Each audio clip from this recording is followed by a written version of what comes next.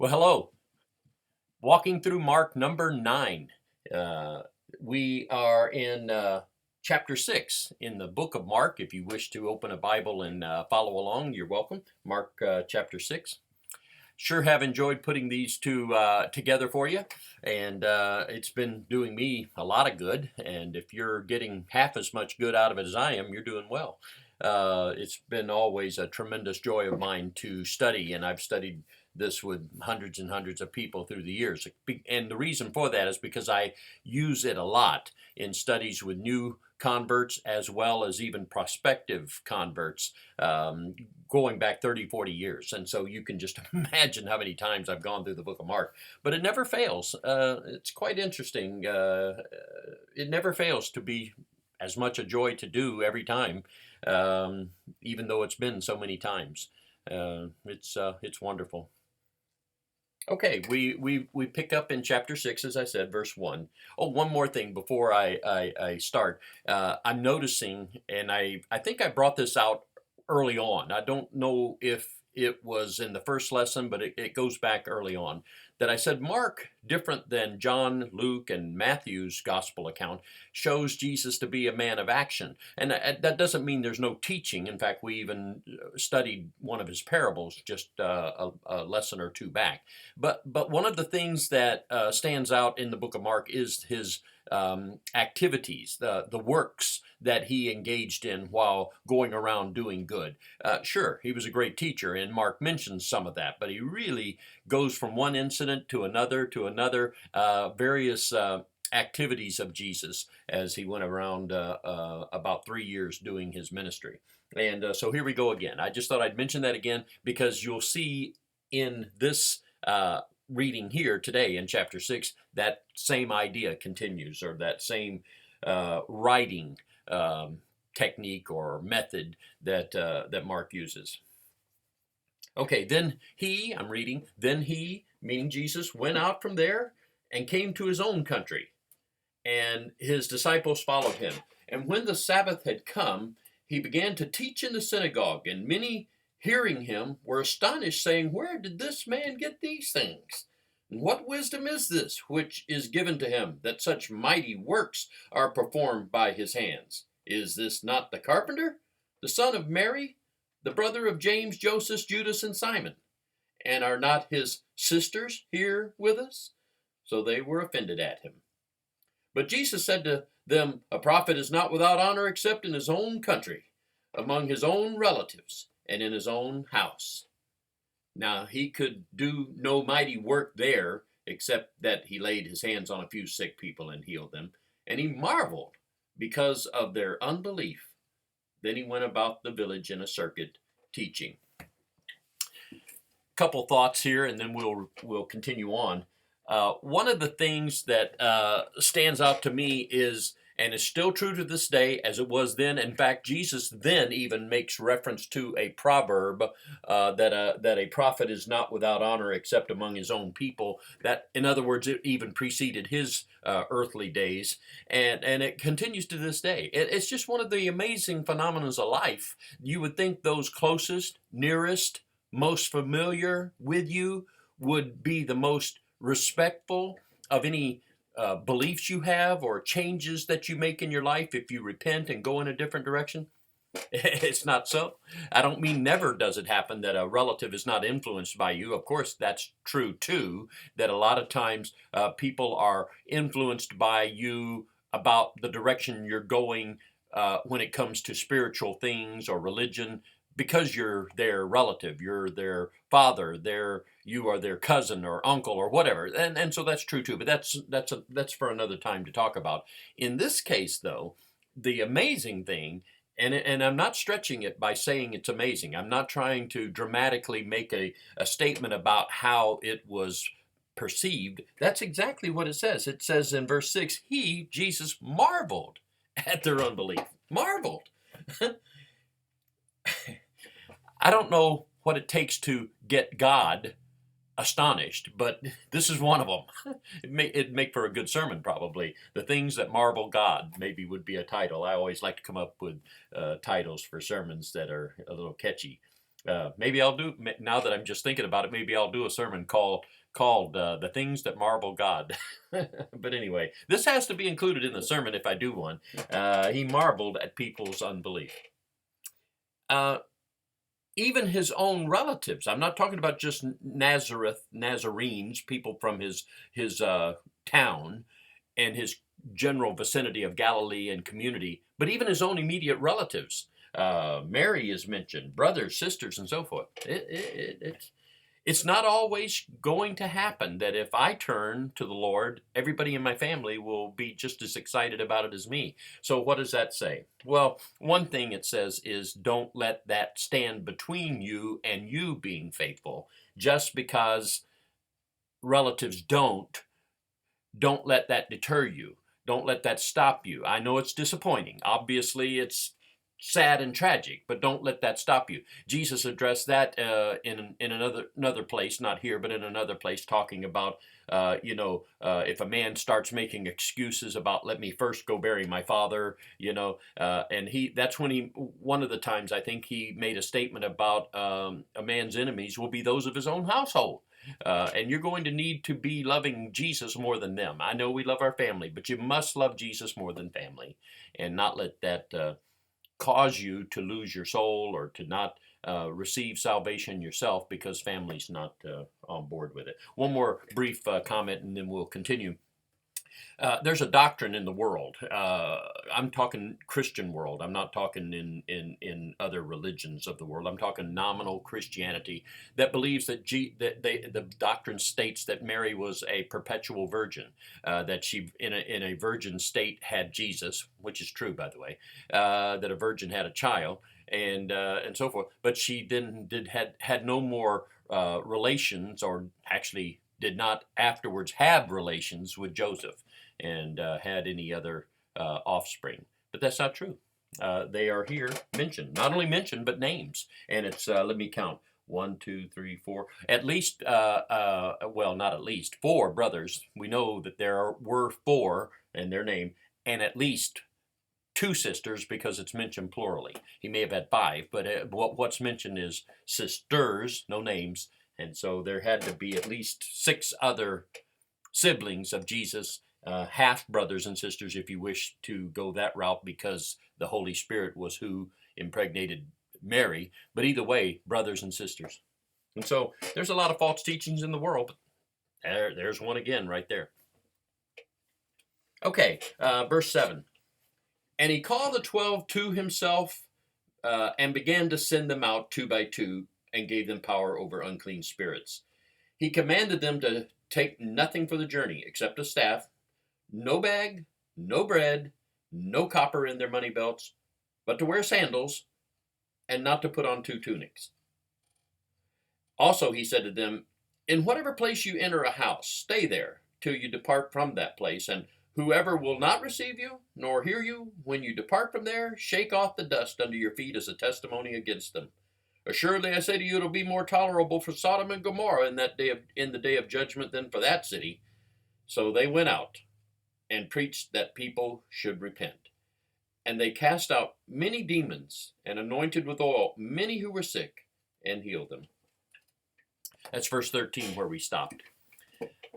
Okay, as I said, we're walking through Mark. We're not taking steps through every verse, looking at everything said. Here is going to be another good example of what I mean by walking through rather quickly and just on the surface, scratching it a bit to get a thought, to get some commentary briefly, and then moving on.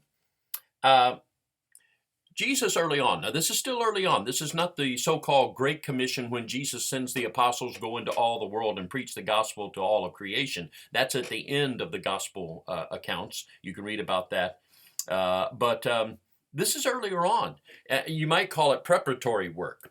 Maybe it is. He doesn't call it preparatory work, but we just know that in preparation for that Great Commission, there was sometimes people, I think, call it a limited commission, but call it what you will, they were sent out. The word apostle means that. It means one sent. And so he takes the 12 apostles and sends them out. And whether it's not a dry run, of course. I started to say it's sort of like a dry run. It's not a dry run. It's not like just go out and practice what you're going to be doing later. I know we're not going to be doing anything much, but just go through the motions. I don't think that's at all what's happening. But he is in this early stage sending them out in a way that will be far broader, far greater at a later time in about 2 or 3 years from now when of course he's resurrected and returns to the Father. Also, he tells them on this occasion, don't take anything. Now, he will change that later, if I recall correctly. And so it's not always to be this way. I had a man back, I wasn't even full-time preaching the gospel. Maybe I had preached a few sermons, sometimes by appointment or something, but I was working at a paper mill. I remember a guy, I can picture him, but I can't remember his name now, and he felt like Christians have to, when they go out evangelizing, go 2 by 2. He indicates that he probably even used this verse. I don't recall what verses he appealed to, but the point was made, that's what Jesus told them to do, and that's what we have to do. Now, I have no problem going out 2 by 2. I don't want anyone to think that you think being on your own or going in 3 is wrong. No, of course, 2 by 2 is fine. I think 1 and 3, though, is okay as well. I've done a lot. Well, not so much 3, but I've gone out and on my own quite a lot. There are things mentioned here besides just the 2 by 2 business. He's talking, of course, about things like no bread, no copper, no money. I don't recall if I asked the gentleman that I was just thinking back on now, way back when. I don't remember if I asked him, are we permitted to take money? Can we get a bag to put it in? I don't recall a lot of the conversation.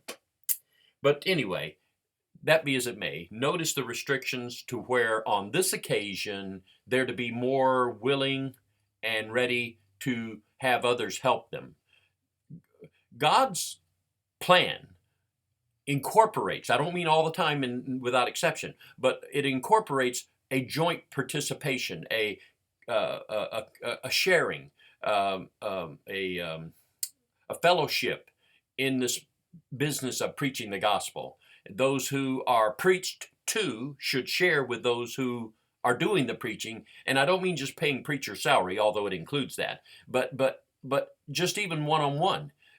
There ought to be some reciprocation. There ought to be some, you're sharing with me things spiritually, I can at least share with you something physically. Now, it doesn't mean go around charging people for Bible studies, but it's just shown in principle, a good thing to do, to have sharing in the work being done. You've been benefited maybe spiritually. They'll receive you and help you and send you out and such like in a good way. And by not taking a whole lot of things, supplies we'd say, things necessary for day-to-day living yourself, you're going to be dependent upon that, and that's okay and good with God.